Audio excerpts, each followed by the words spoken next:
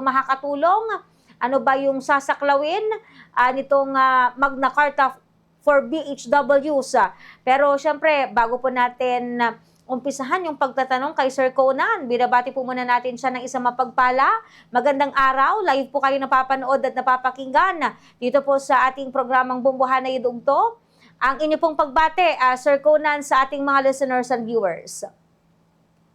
Well, magandang hapon po sa ating mga taga-subaybay at taga-panood po ng inyong programa. Sa ating mga barangay health workers po, magandang hapon po sa ating lahat. Ayan, Sir Conan, any reaction dito po sa pag-aproba sa ikalawang pagbasa po ng Senado, dito po sa matagal na rin po na laban po ninyo kaugnay sa Magna Carta of Barangay Health Workers sa ating bansa, Sir Conan? Yes po, nagpapasalamat po tayo sa kabuuan ng mga barangay health workers sa buong bansa, sa Senado po, especially sa Committee on Health and Demography under the chairmanship of Senator Riza Hontiveros. Nagpapasalamat din tayo kay Senator J.V. Ejercito, yung ating mga champion sa Senado, sa pagpasa ng ating Magna Carta for BHW.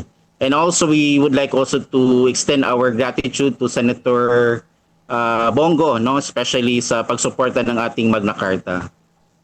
Yes po. Ayan, Sir Conan, paano ba makikinabang o ano bang sinasaklaw nitong Barangay Health Workers o Magna Carta for Barangay Health Workers?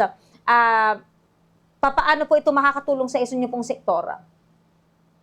Well, malaki po sa pakinabang sa ating mga barangay health workers, aside na magkakaroon ng karagdagang benepisyo at insentibo ang ating mga barangay health workers, ay makapagbigay ito ng proteksyon, especially sa mga tanggalan, especially nung tanggalan after ng mga pagpapalit ng mga leadership sa barangay.